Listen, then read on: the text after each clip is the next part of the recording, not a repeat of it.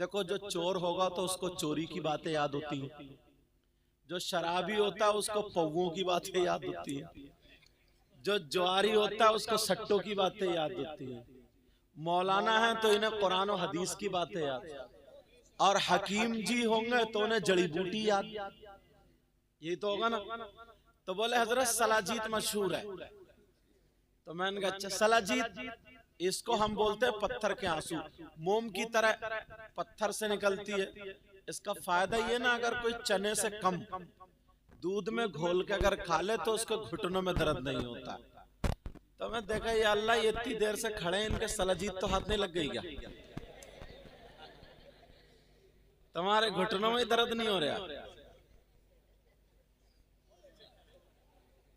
अच्छा, तुम्हारे लिए ऑटो लेके भेजना पड़ेगा मुझे।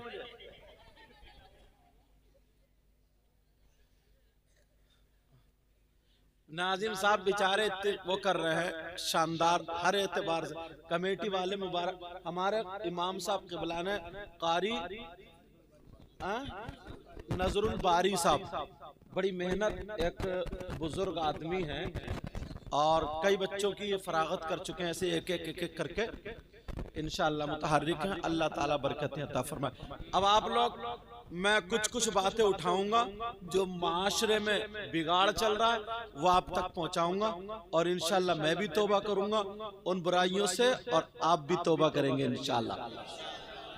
तो मैं बता रहा था, ये मिंबर शरीफ पे जो बैठे हैं, अगर मैं इनकी तारीफ करूं तो मेरी बात गलत हो सकती है, अगर आप तारीफ करें तो आपकी भी गलत हो सकती है, और जिनकी तारीफ अगर नबी कर दे तो क्या नबी की बात भी गलत हो सकती है? बोलो, नबी की बात गलत? अल्लाह के रसूल सल्लल्लाहु ताला अलैहि वसल्लम इरशाद फरमाते हैं, अला अदुल्लुकुम अला अशरफी अहलिल जन्नह, क़ालू या रसूल अल्लाह सल्लल्लाहु ताला अलैहि वसल्लम बला, क़ाल रसूलुल्लाह हुम उलमा उम्मती।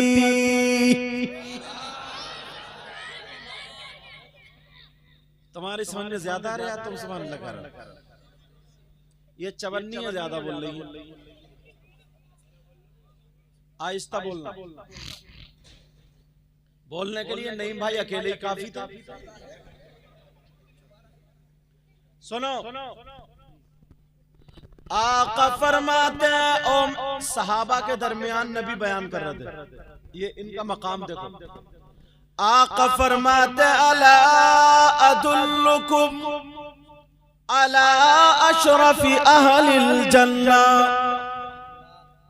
ऐ मेरे जानिसारो, चाहने वालों, कलमा पढ़ने वालों, क्या मैं तुम्हें उन लोगों के बारे में न बताऊं जो जन्नतियों में अशरफ है, आला है, सुंदर है, बेहतर है। सहाबा ने अर्ज किया, कालू या रसूल अल्लाह बला, अल्लाह के रसूल क्यों नहीं बताइए? तो नबी फरमाते, हुम उलमा उम्मती, जो जन्नतियों में अशरफ है, आला है, सुंदर है, बेहतर है, वो कोई और नहीं, वो मेरी उम्मत के उलमा है।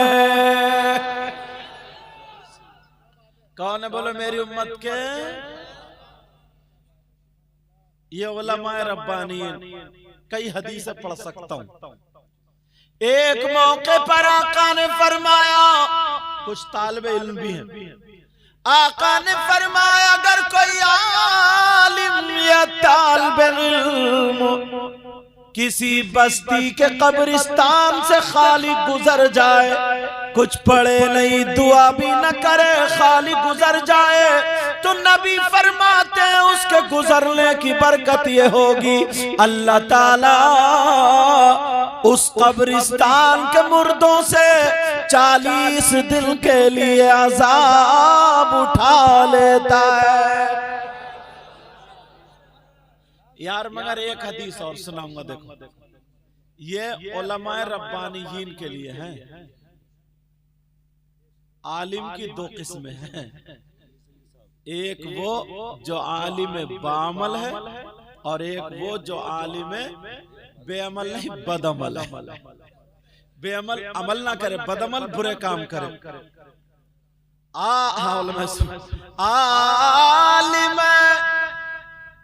दाढ़ी कटाता है, आलिम तेरी मेरी बहन बेटियों को तकता है, आलिम नमाज छोड़ता है, झगड़े कराता है, खुराफाते करता है, नमाजों की परवाह नहीं करता, इस्लाम को दाग दाग करता है। ऐसे आलिम के बारे में नबी फरमाते ऐसा आलिम बुतों को पूजने वालों से यानी बुत परस्तों से 2000 साल पहले जहन्नम में डाल दिया जाएगा।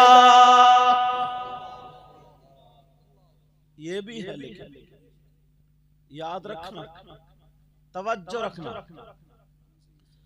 अब जरा अपने ऊपर गौर करो, आ जाओ। एक एक चीज छोटी छोटी उठाऊंगा। कुरान का एक जुमला, पूरी आयत बल्कि पढ़ता हूं, अक्सर तकरीरों में रहती है आयत, लेकिन सुनना भाई। अल्लाह ताला चाहता तो तुम्हें बगैर माँ बाप के पैदा कर देता। उसने हजरत आदम अलैहिस्सलाम को पैदा कर दिया, न माँ है न बाप। चाहता तो बगैर माँ के बगैर बाप के भी पैदा कर देता, बगैर बाप के हजरत ईसा अलैहिस्सलाम। मगर तुम्हें माँ बाप के जरिए दुनिया में भेजा तो तुम्हारी औलाद भी है और तुम भी माँ बाप हुए और तुम्हारे भी माँ बाप हुए। अब जरा तवज्जो रखना, कुरान की आयत बिस्मिल्लाहिर्रहमानिर्रहीम, या अय्युहल्लज़ीना आमनू कू अनफुसकुम व अहलीकुम नारा। अल्लाह फरमाता है ए ईमान वालों। ईमान वाले कौन है? हम और आप। बोलो है कि नहीं? किससे कहता अल्लाह ताला? हमसे और आपसे, गैर ईमान वालों से नहीं कह रहा। किससे कह रहा अल्लाह ताला? ए ईमान वालों, अपने आप को और अपने घर वालों को जहन्नम की आग से बचाओ। किससे बचाओ बोलो? अब बचा रहे हैं। अब जरा देखना, तवज्जो रखना।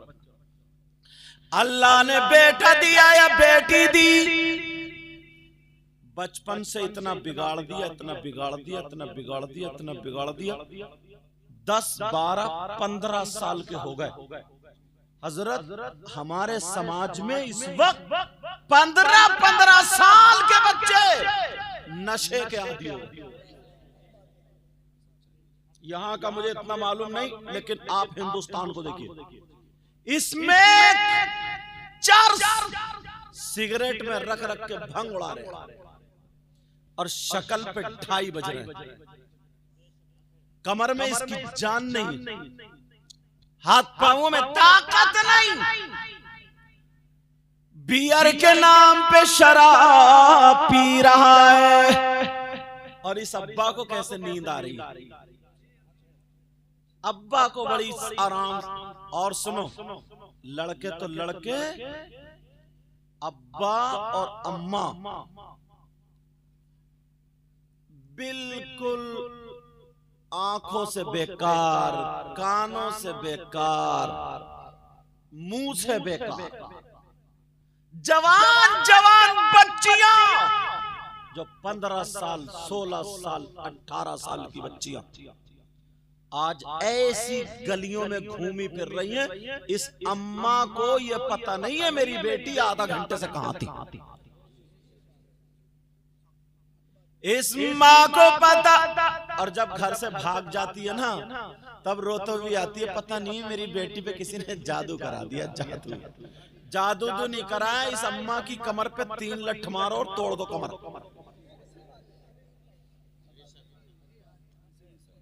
पहले इस माँ को देखो, माँ को। ये सारी चीजें मगर तुमने कभी गौर किया ये है क्यों? ये है क्यों? ये आया कहां से?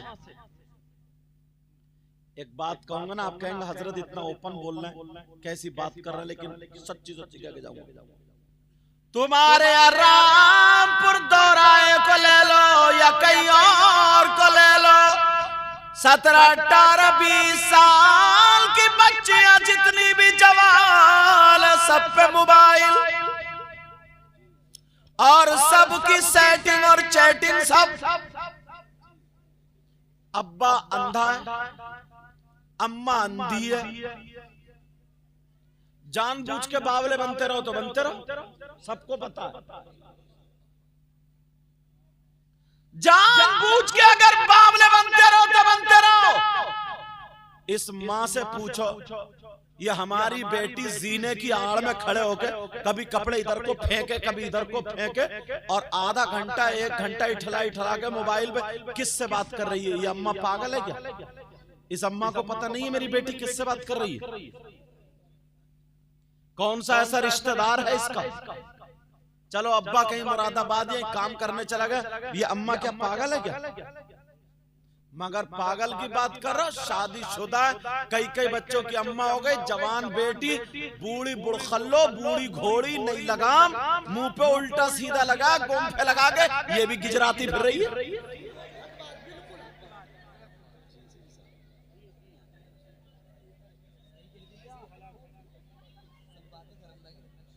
अब जरा सोचो, गौर करो। ये इस माँ से, यार मेरी समझ में नहीं आता, तू डेंटिंग पेंटिंग करके जो निकली है,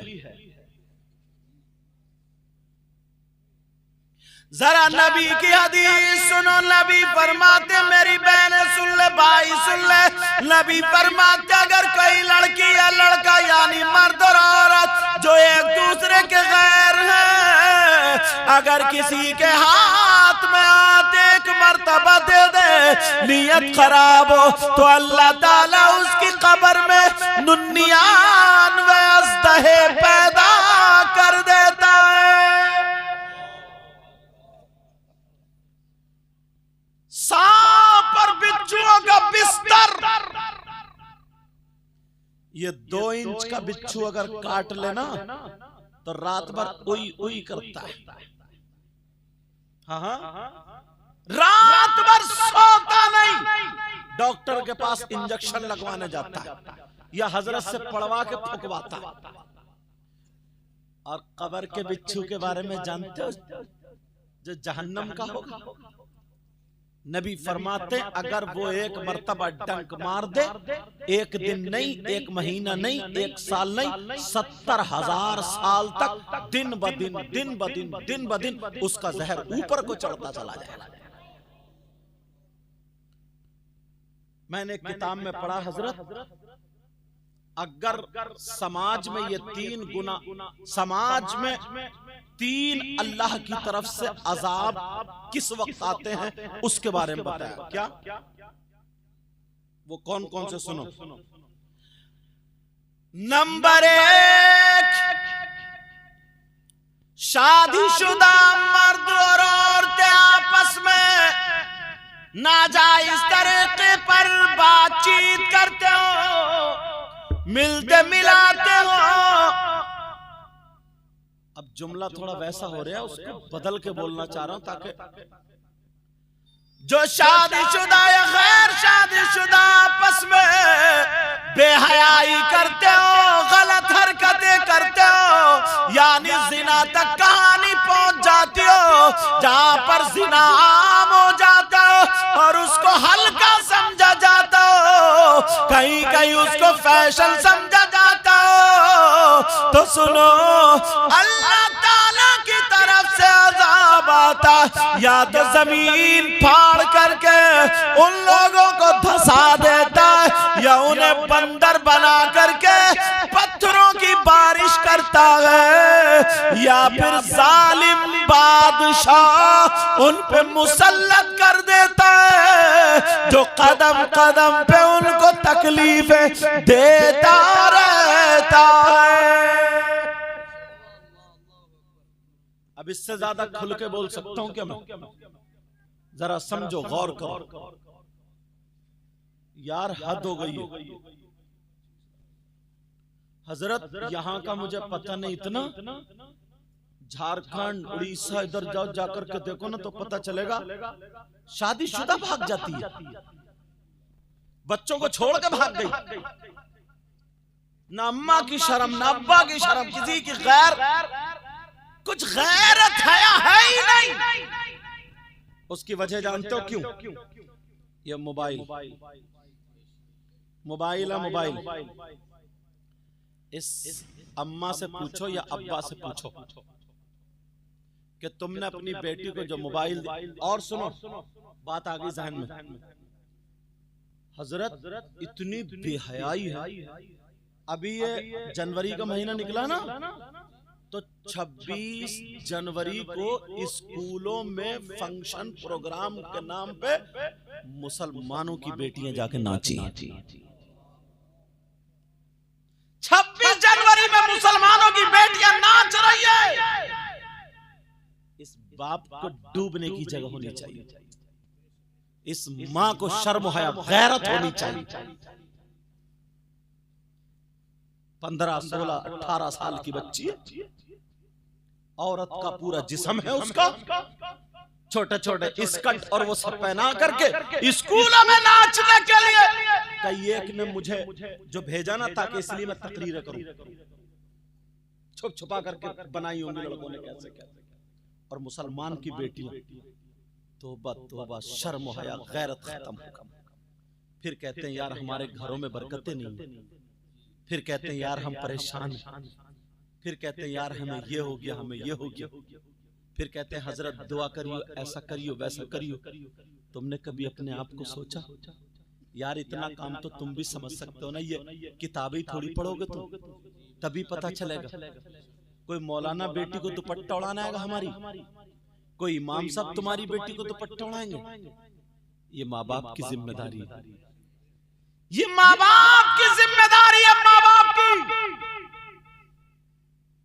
मगर सबको बिल्कुल आजाद कर दिया, बिल्कुल छोड़ दिया।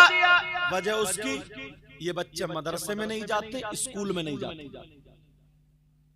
छोटे छोटे बच्चे पैसों से खेल रहे, छोटे छोटे बच्चे जुआ खेलने लगे, 4-4, 5-5 लड़के इकट्ठे हुए, वो रगड़ा वही क्या चीज होती है, इसमें उसमें सब रगड़ी और उसमें भरी सिगरेट में, और पीते हुए धुआं छोड़ते फिर रहे।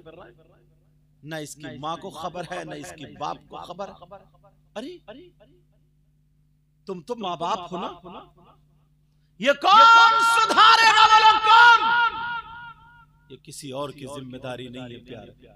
तुम्हें क्या पता है इस्लाम कैसे हम तक पहुंचा? अगर इजाजत तो तारीखी वर्क रखो, इजाजत है। दूसरी जंग है जिसका नाम जंग ओहद। मेरे नबी भी जंग में शरीक है, साहबा भी शरीक है, तकरीबन 70 साहबा इसमें शहीद हो गए। अल्लाह अल्लाह सब जख्मी लेटे हुए, मेरे नबी के सामने जालिम आ गया जिसका नाम इब्न क़य्यिम था। शायद तुम्हें मेरी बातें कड़वी लग रही है, सोच रहे होगे यार हमें तो कोई ऐसा मौलाना होता ना कि एक हिकायत सुनाता और जन्नत के दरवाजे पे छोड़ के आता, बस फ्री में जन्नत मिल जाती, बस एक नारा लगाते और फ्री में जन्नत में चले जाते। मेरे नबी अल्लाह आका भी हैं, उनके सामने एक जालिम इब्न क़य्यिम आ गया तलवार लेकर के। मेरे नबी खौद ओढ़े हुए थे, जंग की टोपी ओढ़े हुए थे।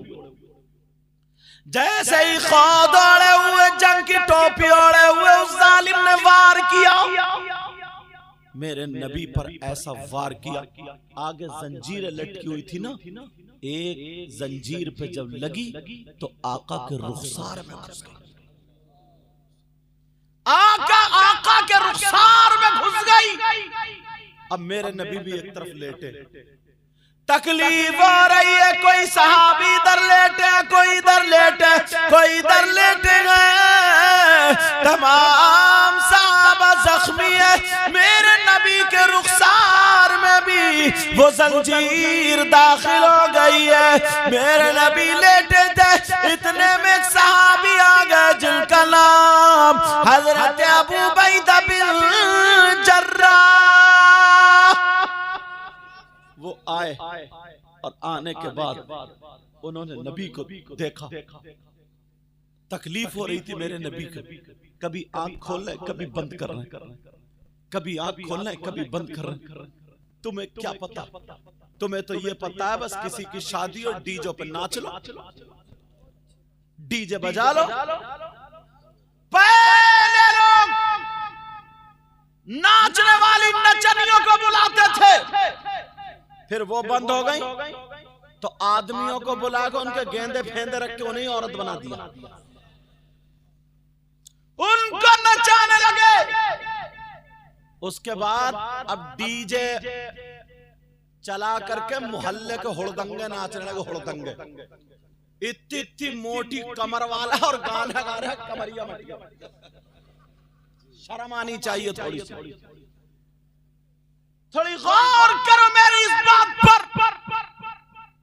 तुमने जो ये डीजे वीजे ढोल ताशे गाजे बाजे सिर्फ हरी पट्टी बांध ली और कूदरिया नाच रिया, हो गया तो सुन्नी, हो गया तू जन्नती, हो गया तू कामयाब। मेरे नबी की जिंदगी जरा देखो, आका की जिंदगी देखो, आमना के लाल की जिंदगी देखो। जंग में लेटे हुए, रुखसार में जंजीर है। अगर एक कांटा भी लग जाता ना तो कितनी तकलीफ होती, एक कांटा भी लग जाता। हजरत अबू बैदा बिन जर्राह आ गए।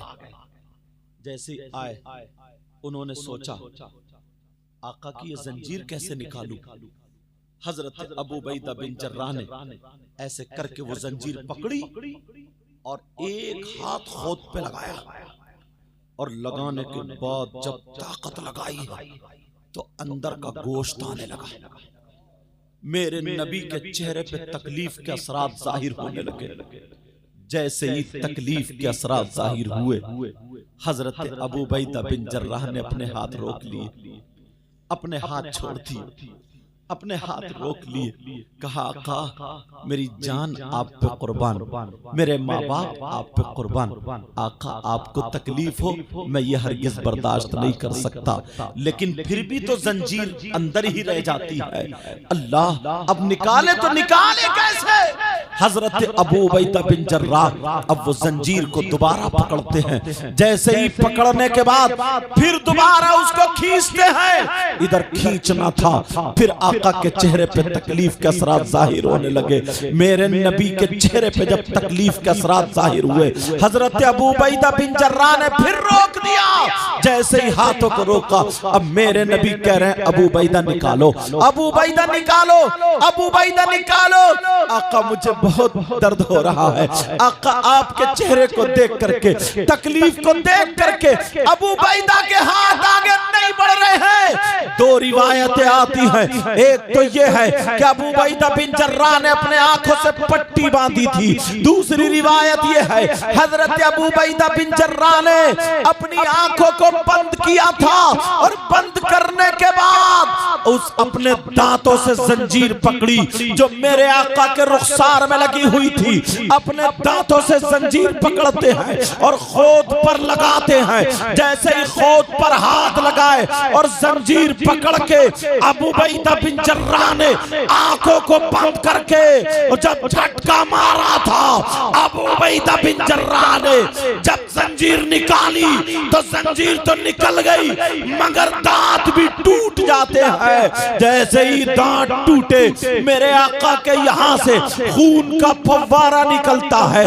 खून निकलना शुरू हो जाता है।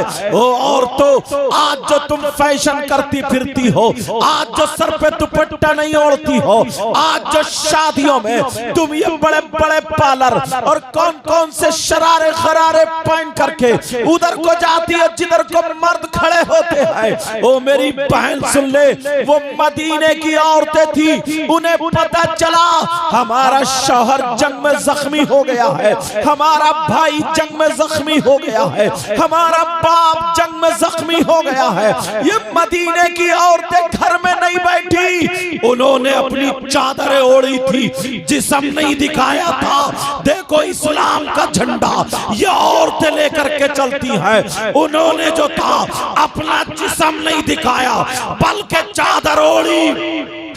मदीने में औरतों ने दरवाजे खोल दिए, जैसे ही दरवाजे खोले और जंग के मैदान में आ जाती है। उन औरतों में आने वाली नबी की बेटी सैयदा फातिमा भी थी, हसन हुसैन की माँ सैयदा फातिमा भी थी, अली की बीवी सैयदा फातिमा भी थी, सैयदों की दादी सैयदा फातिमा भी थी, जन्नती औरतों की सरदारा सैयदा फातिमा भी थी। जब इन्होंने देखा मेरे बाबा यहाँ पर लेटे हुए हैं, जब औरतें मैदान में आती हैं वो सारे लोग हट जाते हैं, अब अपने अपने जख्मियों को देख रही है। अरे आज तू मोबाइल से सेल्फी ले रही है, आज तू किसी लड़के से बात कर रही है, आज शादीशुदा होकर के भाग जाती है। तुझे शर्म आनी चाहिए, तुझे गैरत आनी चाहिए। मेरे नबी की बेटी सैयदा फातिमा अपने बाबा के पास आकर के बैठ जाती है और कह रही है, बाबा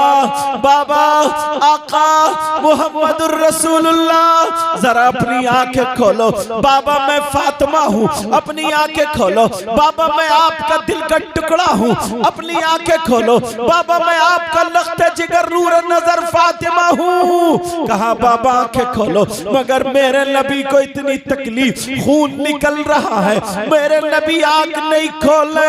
फातिमा रो रो करके कह रही है, बाबा मुझसे दो बातें कर लो। मेरे बाबा को क्या हो गया है, मेरे बाबा मुझसे बातें कर लो। अरे सैयदा ने अपना कपड़ा लिया, पानी में भिगोया और भिगो करके मेरे नबी के यहाँ पर लगा है। ओ ईट खेलिया खेलने वालों, आज ये जो मौलाना तुम्हें तकरीरों में बताते हैं कि अपनी शादियों में ढोल मत बजाना, अपनी शादियों में बैंड बाजे मत बजाना, अपनी शादियों में नाच खेल कूद मत करना, अपनी शादियों में आतिशबाजी मत छोड़ना, अपनी शादियों में गैर तरीके पर कोई भी रस्म मत करना। ये जो बता रहे हैं इनकी कोई तुमसे दुश्मनी नहीं है, इन्हें मालूम है कि नबी ने कितनी तकलीफें बर्दाश्त की है तो इस्लाम हम तक पहुंचा है। सहाबा ने कितनी कुर्बानियां दी है तो इस्लाम हम तक पहुंचा है। मेरे नबी लेटे हैं, फातिमा कह रही है, बाबा बाबा अपना चेहरा मेरी तरफ करो, बाबा थोड़ी सी आंखें खोलो, बाबा मैं फातिमा हूँ आपकी बेटी, बाबा दरवाजा खोलो, आंखें खोलो। मगर मेरे नबी आंख नहीं खोले। अल्लाह अल्लाह, अब फातिमा कपड़ा भिगो करके यहाँ लगा करके खून रोक रही है, अपने अब्बा का खून रोक रही है। नबी उठ नहीं रहे हैं। अब सैयदा फातिमा का दिल कांप जाता है, क्योंकि बेटी है, लाडली बेटी है। सैयदा फातिमा का दिल लरसने लगता है। फातिमा कहती है, अल्लाह ऐ अल्लाह, ये कौम कैसे जन्नत में जाएगी जो अपने नबी को तकलीफ देती है। ऐ अल्लाह, ये कौम कैसे सुधरेगी जो अपने नबी को, जो तेरे महबूब को तकलीफ देती है। जब इतना 3 मर्तबा कहा, मेरे नबी उठ के बैठ गए। कहा बेटी ना, बेटी ना, तुम मेरी बेटी हो। कहा बेटी बेटी ऐसा जुमला मत बोलना, अब नबी दुआ कर रहे मौला मेरी बेटी के जुमलों को महफूज कर लेना। कहा मौला मेरी बेटी के जुमलों को महफूज कर लेना, इसने मेरी मोहब्बत में कह दिया है। कहा बेटी फातिमा तुम नहीं जानती हो, मैं देख रहा हूँ ये आज जब मुझ पे पत्थर बरसाना चाहते हैं, आज जब मुझको मारना चाहते हैं, जो कत्ल करना चाहते हैं, एक दिन वो होगा बेटी फातिमा इनकी नस्लों में ऐसे पैदा होंगे, ऐसे पैदा होंगे जो इस्लाम का झंडा बुलंद करेंगे, जो इस्लाम का झंडा लेकर के जाएंगे। प्यारो मेरे नबी उठ के बैठ जाते हैं। अब जरा देखो नबी को कितनी तकलीफ हुई है, ऐसे इस्लाम हम तक पहुंचा है। आज ये छोटे छोटे बच्चे जुआ खेलने लगे हैं, बड़े बड़े आदमी सट्टा खेलने लगे हैं, बड़े बड़े आदमी जुआ खेलने लगे हैं। मैं तुमसे पूछता हूँ फिर हजरत अली का नाम लेते हो, शराबे पीते हो, मौलाए कायनात हजरत अली का नाम लेते हो। कुरान पाक की आयत करीमा है वयसअलूनका अनिल खम्रि वल मैसिर कुल फीहिमा इस्मुन कबीर। दूसरे सिपारे की आयत है, कुरान शरीफ में घर जाकर के देख लेना, घर जाकर के उठा के देख लेना। इसकी शान नुज़ूल में हजरत अली का वाक़या लिखा है। हजरत अली फरमाते हैं अगर कहीं पे तालाब हो और उस तालाब में पानी हो और उस पानी में शराब के चंद कतरे डाल दिए जाएं, मेरे अली फरमाते हैं उस पानी में शराब के चंद कतरे डाल दिए जाएं और वो पानी जमीन पे खुशक हो जाए, तो हजरत अली फरमाते हैं अब उस जमीन पर घास उगाए और उस घास को अली की बकरियां खा ले, अली की बकरियां चर ले, तो अली वो है कि उन बकरियों का दूध भी नहीं पिएगा।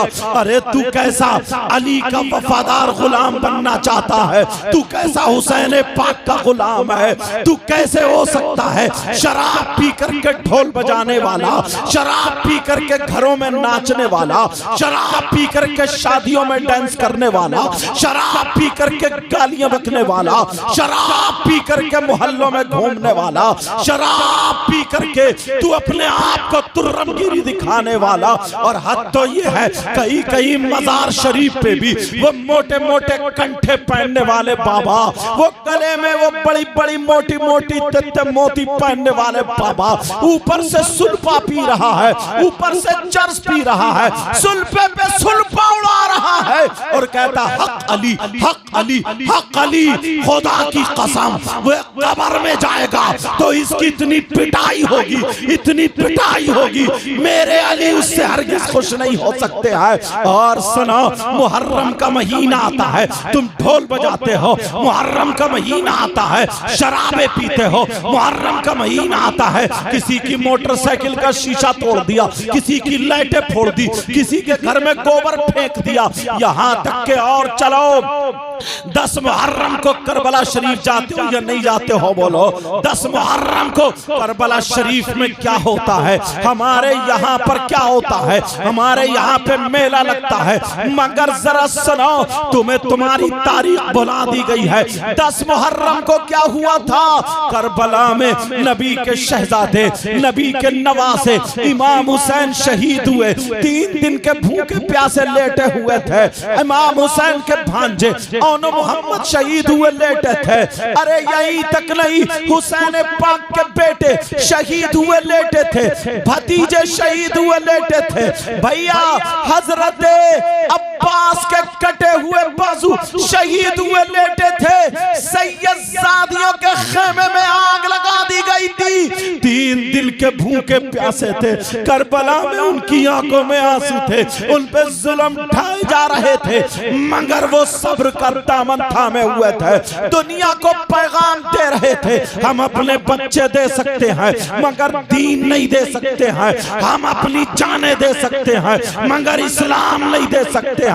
वहां पे 10 मुहर्रम को ये हुआ था और तुम्हारे यहाँ 10 मुहर्रम को क्या हो रहा है? तुम्हारे यहाँ करबला में हलवे पराठे की दुकान दुकानें लगी हैं, तुम्हारे यहाँ करबला में जलेबी टूट रही है, तुम्हारे यहाँ करबला में लड्डू ऐलान होकर के बिक रहे हैं, तुम्हारे यहाँ करबला में झूले लगे हुए हैं, तुम्हारे यहाँ करबला में फुकनों की दुकानें लगी हुई है, तुम्हारे यहाँ करबला में कुश्ती हो रही है, तुम्हारे यहाँ करबला में बिसात खाने की दुकानें इस मुसलमान को पता ही नहीं है। छोटे छोटे बच्चों को कांधे पे बिठा करके करबला लेके जाता है, वहां से फुकने ला रहा, खिलौने ला रहा, गुड़िये ला रहा है।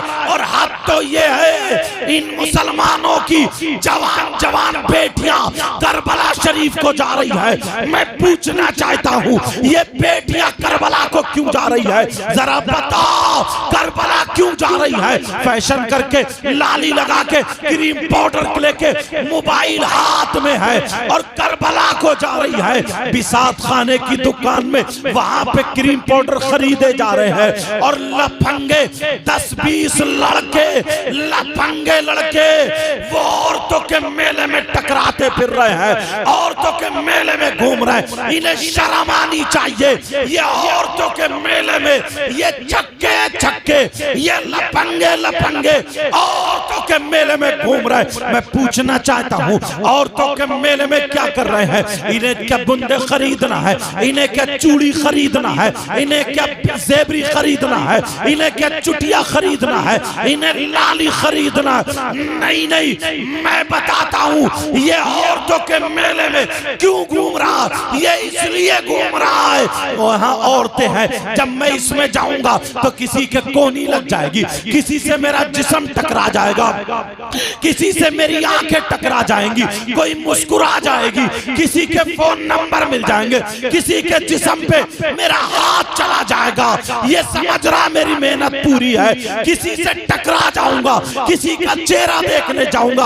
अरे शर्म कर शर्म, तुम नहीं कह सकते मगर मैं बोलता हूँ। तू जिस औरतों के मेले में जिससे टकराने गया, जिसके कोनी मारने गया, अगर तेरी बहन होती तो तू क्या करता? जिससे आंखें लड़ाने गया तेरी माँ होती तो तू क्या करता? जिसे देखने गया तेरी चाची होती तो तू क्या करता? जिससे टकराने गया तेरी फूफी होती तो तू क्या करता? जिसका चेहरा देखने गया तेरी सगी भांजी होती, भतीजी होती तो तू क्या करता? डूब मरने को चाहिए था। अरे तू तो मुसलमान है, अगर तू पक्का सच्चा नबी का गुलाम बनना चाहता है तो आज के जलसे में यहाँ पे तौबा करनी होगी और तुझे ऐसा बनना होगा। मैं बताता हूँ नबी का गुलाम कौन होता है। नबी का गुलाम वो है अगर खाए तो उसके खाने की अदा बोले नबी नबी, अगर पिए तो उसके पीने की अदा बोले नबी नबी, उसके चलने की अदा बोले नबी नबी, उसके सोने की अदा बोले नबी नबी, उसके पहनने ओढ़ने की अदा बोले नबी नबी। जिस रास्ते से निकल जाए अपने नहीं गैर कहे, कहे वाह। जब नबी का गुलाम ऐसा है तो फिर नबियों का इमाम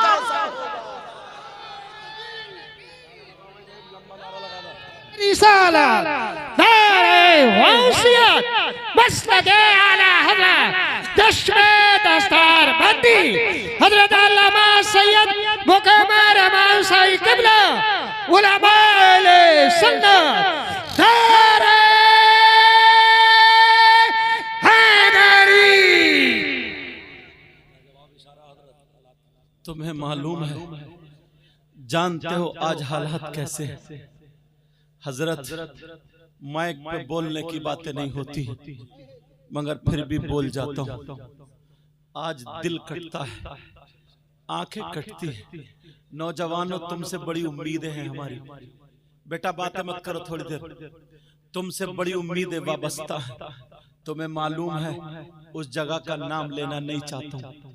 अभी मैं रांची के आगे था 2-4 दिन पहले, बंगाल उधर झारखंड समझे तकरीर करने गया था। वहां की 3-4 लड़कियां गैर मुस्लिम लड़कों के साथ लखनऊ में पकड़ी गई। समझे। वहां की गैर, इधर की गैर मुस्लिम लड़कियां मुसलमानों के लड़कों के साथ में पकड़ी गई। तुमने जो अपनी बेटी को आज मोबाइल दे दिया ना, समाज में आग लग रही है, आग। सही बता रहा हूं, समाज में आग लग रही है। कितनी मुसलमान बच्चियां गैर मुस्लिमों के साथ, कितनी गैर मुस्लिम बच्चियां मुसलमानों के साथ। तुम क्या समझते हो इस्लाम इसकी इजाजत देता है? हरगिज नहीं देता प्यारे। इज्जत इज्जत होती है। जैसे अपनी बहन बेटी की इज्जत करते हो, वैसे ही अगर गैर मुस्लिम की बच्ची है उसकी भी वैसे ही इज्जत करना। नबी का गुलाम वो नहीं होता है कि अपनी बहन बेटी की इज्जत बचाए दूसरे की लूटे। नबी का गुलाम वो नहीं होता है। नबी का गुलाम वो होता है जब चले तो नजरें नीचे करके चले, जब चले तो नजरें झुका करके चले। मैं तुमसे पूछना चाहता हूं, तुम 3 रोटी खाते हो तो कम से कम 1.5 की अकल रखो प्यारे। कितने बाप ऐसे होंगे जिनकी बेटियों पे, जवान बेटियों पे मोबाइल होगा। अब मुझे बताओ, तुम्हारे यहाँ शादी होती होगी, अगर 50 बच्चियां होंगी, सही बता रहा हूं, सुन लेना मेरी ये बातें, अगर 50 बच्चियां होंगी तो एक बच्ची के भी सर पे दुपट्टा नहीं होगा, उसके सीने पे दुपट्टा नहीं होगा, दुपट्टा इधर आकर पड़ा होगा। अरे तू कैसा बाप है, अपनी जवान बेटी का जिस्म देख रहा है? तू कैसा भाई है, अपनी सगी जवान बहन का जिस्म देख रहा है? तू कैसा चचा है, अपनी भतीजी का जिस्म देख रहा है? तू कैसा मामू है, अपनी भांजी का जिस्म देख रहा है? पहले लोगों से पूछो, पुराने लोगों से पूछो, अगर इनमें कोई पुराना हो, इनकी बहन इनके सामने संभल के खड़ी नहीं होती थी। छोटा भाई बड़े भाई के सराहने नहीं बैठता था। बीबी शौहर के सामने गूंगी हो जाती थी। और आज तो हालात ये हैं, शौहर गया काम करने, ये मोबाइल लेकर के दूसरों से बातें करने निकल गई। कई बच्चे हैं, शौहर किसी का दिल्ली चला गया और ये मोटरसाइकिलों पे घूम रही है, ये होटलों पे जा रही है। बहुत अंदर की बात बता रहा हूं, हो सकता तुम्हें बुरी लगे, लेकिन प्यारो सुन लेना, आज दुख हमें ही होता है। अरे तू कैसी है, तुझे शर्म आनी चाहिए। कितनी बेगैरत, कितनी बेगैरत औरत है जिसके कई बच्चे हैं, उस शौहर का खा रही है, उसके साथ में धोखा कर रही है, दगा कर रही है। और यहाँ तक के जब पता चल जाता है ना, तो मौका देख करके भाग जाती है। और कितने मर्द भी ऐसे हैं, मर्द, इन्हें तो शर्म आनी चाहिए कि बीबी घर में जवान है, दूसरी औरतों के पास जाते हैं। तुम्हें शर्म आनी चाहिए। तुम्हारे घर में बच्चे हैं, तुम्हारे घर में बीवी है, वो बेचारी तुम्हारा इंतजार कर रही है। मेरा शौहर आता होगा, खाना खाना है, पानी पीना है, कपड़े लाना है। शौहर को तू बीबी को इतना मारता है, इतना पीटता है, अरे तुझे खबर भी है, और दूसरों की बीबियों के साथ में तू गुलछर्रे उड़ा रहा है। जरा तूने नबी की हदीस नहीं सुनी है? ओ लोगों सुनो, अब ऐसी हदीस सुनाने जा रहा हूं कि तुम्हारा कलेजा मुंह को आ जाएगा। ये हदीस जरा तवज्जो से सुन लेना। ये हदीस किन लोगों के लिए है? ये हदीस उन लोगों के लिए है जिनकी जवान बेटियां हैं, बगैर दुपट्टों के घूम रही हैं, जिनकी जवान बेटियां हैं फैशनीले कपड़े पहन करके आवारा घूम रही हैं, जिनकी जवान बेटियां हैं मोबाइलों पे चैटिंग कर रही हैं, मोबाइलों पे बातें कर रही हैं, जिनकी जवान बेटियां हैं गैर लड़कों से मिल रही हैं। ये उनके लिए है। वो शौहर जो अपनी बीवी को तमाशा बनाए पड़ा है, ये उनके लिए है। जरा सुनो, नबी फरमाते हैं, आका फरमाते हैं, मेरे नबी का बयान है, 3 लोग मेरी उम्मत में ऐसे हैं जो हरगिज़ जन्नत में नहीं जा सकते। मेरे नबी फरमाते हैं, मेरी उम्मत में 3 लोग ऐसे हैं जो हरगिज़ जन्नत में नहीं जा सकते। अरे कौन कौन है जो जन्नत में नहीं जा सकते? एक तो माँ बाप का नाफरमान है, वो जन्नत में नहीं जा सकता। दूसरा कौन नहीं जा सकता? सुनो, दूसरा दयूस जन्नत में नहीं जा सकता। अरे दयूस कौन है?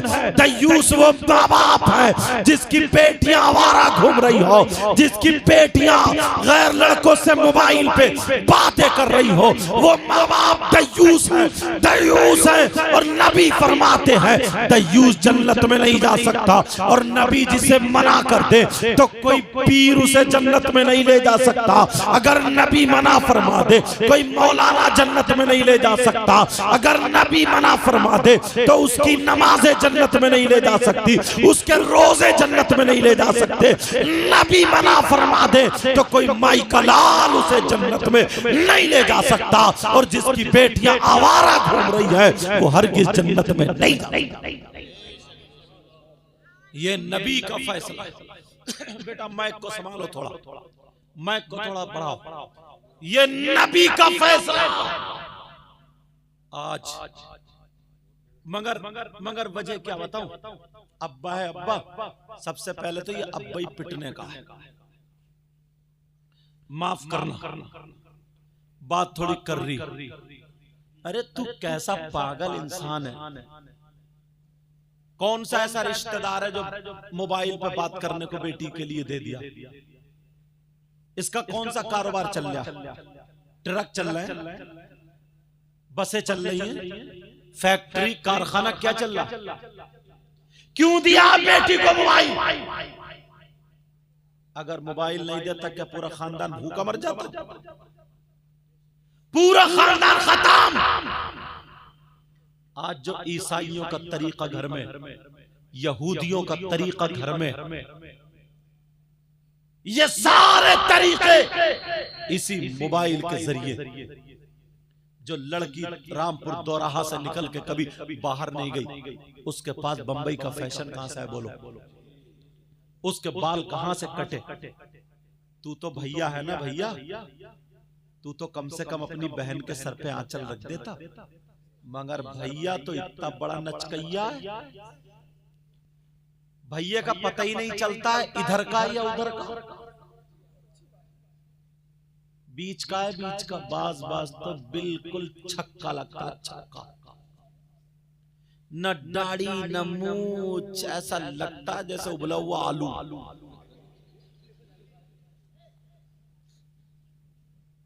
न दाढ़ी न मूछ। और जो रह बच्चे ना वो कुंडल लटका लिए, कुंडल। यही कमी और रह गई थी। और जो रहा ना तो यहाँ टेटू बनवा रहा, गर्दन पे टेटू, हाथ में वो भी कड़ा। और अब तो लड़के कंगा लगा रहे। कंगा कहां जाएगा? कहां ठुमका मारेगा जाके? अब तू मर्द तो रहे नहीं। ये पुराने मर्द थे जो लाठी लेके चलते थे, ये मर्द थे। मुहावरा बोला जाता था। मुहावरा क्या मालूम है?